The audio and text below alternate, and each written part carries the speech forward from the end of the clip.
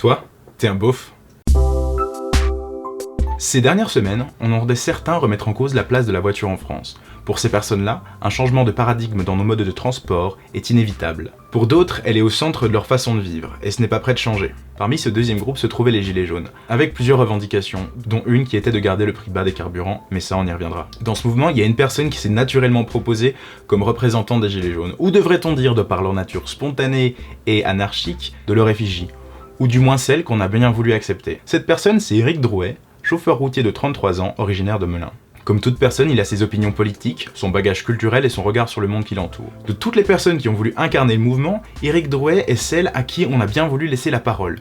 Pourquoi ? Parce qu'en dehors des revendications qu'il défend, et qui sont d'ailleurs partagées vraisemblablement par un grand nombre de personnes qui se retrouvent en lui, il a une histoire. Et c'est cette histoire que ceux qui ne se retrouvent pas dans ses idées vont utiliser. Ils vont le faire plus ou moins consciemment pour dénigrer ses propos avec une argumentation ad hominem. L'argumentation ad hominem, c'est en fait l'argumentation contre la personne plus que contre ce qu'elle a à dire. Voici un extrait d'1 minute datant du 8 janvier 2019 de l'humeur du matin de Guillaume Erner sur France Culture. Et une affirmation, à l'instar donc de ce que l'on pouvait lire par exemple dans Marianne, Éric Drouet est fan d'automobile ou bien encore fan de tuning. Et de fait, Éric Drouet est le créateur d'un autre groupe Facebook, le groupe Muster Crew, un groupe de passionnés de voitures rassemblant des amateurs de Youngtimer ou bien encore amateurs de tuning, cette pratique qui consiste à modifier l'apparence d'un véhicule de série en lui donnant par exemple une allure plus sportive. Et finalement, il y a beaucoup à dire non pas sur la passion d'Éric Drouet pour l'automobile, mais sur la manière dont celle-ci est souvent décrite, un peu comme s'il s'agissait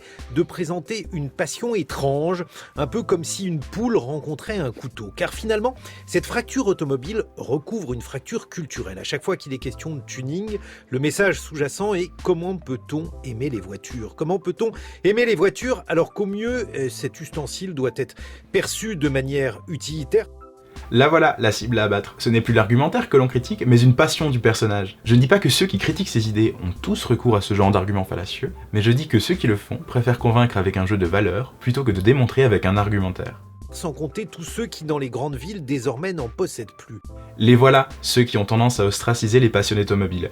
C'est ceux qui n'en possèdent pas eux-mêmes ou qui n'y voient qu'un autre moyen de transport. Je ne dis pas que ceux qui regardent d'un œil étonné cette pratique culturelle est vraiment une dent contre la passion automobile. Cependant, s'ils ont pu s'en servir pour dénigrer par association le mouvement des gilets jaunes, c'est que l'idée qui voudrait qu'une personne amateur d'automobile soit forcément un beauf de première classe est bien présente dans notre société. Erner continue. En fait, pour parler comme le sociologue Pierre Bourdieu, l'amour des voitures est désormais une pratique culturelle classante. Autrement dit, une pratique culturelle observée avec condescendance et mépris par les instances culturelles. Selon Bourdieu, la pratique culturelle sert à différencier les classes et les fractions de classes, à justifier la domination des uns par les autres. Alors, c'est établi, la passion automobile est majoritairement considérée par ceux qui n'y participent pas comme populaire au sens élitiste du terme. Cet exemple-là, on l'a tous vécu. Moi c'est Max, salut enchanté, heureux de te rencontrer. Quand j'avais 8 ans, j'étais déjà un féru de voitures, et dans les années 2000, ce qui se présentait à moi, c'était surtout Need for Speed Underground et Need for Speed Underground 2. Bon après il y a eu Carbone, mais ça, c'était moins bien. Enfin je déconne, j'y ai jamais joué. Une chose en amenant une autre, j'avais une passion et des goûts très particuliers pour la cosmétique et l'esthétique extérieure des voitures. Selon ma mère, ça devait me passer. Coucou maman, j'ai 8 ans et 156 mois. Mais est-ce que c'est simplement chez nous ou est-ce que c'est la même chose partout ? J'ai eu la chance de faire un stage de 2 mois chez Cars Throttle et j'ai pu prendre du recul sur la façon dont était perçue la passion automobile en France. Bien que je me trouvais dans un milieu fortement ouvert à l'automobile, je n'avais pas l'impression de devoir défendre ma passion ou même de l'expliquer. En me sentant un peu libéré, j'ai pu me rendre à un rassemblement organisé par 2 youtubeurs. C'était Wallace de Supercar of London et Sam de Seen Through Glass. Et là j'ai rencontré un mec génial, il s'appelle Jay Modi. What's up guys? Il a 21 ans et roule en Porsche 911. Pouvoir interviewer un mec comme lui, qui n'est pas français, pourrait nous mettre sur la piste. C'est ce que j'ai fait. Voici ce qu'il m'a répondu quand je lui ai demandé si dans sa famille il y avait des préjugés sur ceux qui aiment les voitures. I think it's just culture really. And in the Asian culture thing, you want to be a doctor, engineer, or dentist, or something like that, right? Doing something fun is like out of the window. The second you say, "Oh, I just serviced my car myself," or like, "I want to do this," people just go, "Oh, you want to go into being a mechanic? Oh, you don't have high aspirations," and it's like, well, hold on. When you talk to people who are passionate about cars, I've spoken to parents when they were younger. They did a lot of bonding sessions with their kids when they used to build cars or race them. encourage them and all that, and that's because they were car enthusiasts. They used to get their kids early age in the karts racing, teach them about how to build them and stuff like that. And I would love to have done that, but it's not, that wasn't the cards I was dealt with, so. En fait, la seule chose qui pourrait poser problème dans la culture de sa famille, ce serait l'aspect carrière et le côté manuel. Mais il ne m'a pas répondu quant à la passion elle-même. Et c'est parce qu'en fait, dans la culture britannique, aimer les voitures ne pose pas de problème. On n'est pas obligé de comprendre ceux qui aiment les voitures, mais pour autant, on ne va pas juger ceux qui les aiment. Jay est d'ailleurs ingénieur, donc le côté carrière pour sa famille c'est bon, et ils acceptent sa passion sans jamais dire quoi que ce soit par rapport à ça. D'ailleurs, quand je lui demande ce que les gens disent en Angleterre des passionnés d'automobile, voici ce qu'il me répond. A lot of people have said that it's a good way to express themselves. It's canvas. Voilà vraiment l'ambiance que l'on peut retenir d'outre-Manche. D'ailleurs, est-ce que les gens lui font des réflexions vis-à-vis de la pollution émise par les voitures qu'il conduit? To be honest, I don't. Usually, I think people have their little digs at you, trying to insult you, but in a friendly way, to say like, oh, how much does that car cost to run or something? But in terms of cleaner and environment, do you know a few of my friends who aren't interested in cars, who want to drive cleaner vehicles, and they're really passionate about like what Elon Musk is doing? En fait, dans la culture anglo-saxonne, c'est avant tout l'expression de sa propre personnalité, sans jugement de ce que tu as envie de faire. Si quelqu'un veut participer à la transition écologique en roulant dans des véhicules plus propres, il a le droit de le faire, mais il ne va jamais chercher à critiquer ceux qui décident de rouler avec des voitures thermiques aux moteurs gros et puissants. Bon, forcément, on aura toujours des donneurs de leçons. Partout dans le monde, c'est universel. D'ailleurs, je peux aussi me rentrer là-dedans, et toi aussi, j'imagine. La disgrâce culturelle française pour la passion automobile est donc un cas particulier, et je pense pouvoir l'expliquer avec 3 facteurs historiques. Le premier, la culture catholique. Bien que la France depuis 1905 soit un état séculaire et que la laïcité fait partie intégrante de la vie citoyenne, nous sommes un pays à l'origine chrétienne et catholique, et cela implique des préceptes culturels forts. Le catholicisme est basé sur l'idée que si l'on est né sur terre, c'est à cause du péché originel, et que toute notre vie est un parcours vers la rédemption. La vie doit alors être consacrée au spirituel, et tout ce qui est matériel, de l'ordre de la vie de tous les jours, est trivial. C'est très visible historiquement dans l'art qui se devait d'être religieux. Tout ce qui en sortait était considéré comme profane, une sorte d'art moindre. Un autre exemple est le rapport des juifs et des chrétiens en Europe.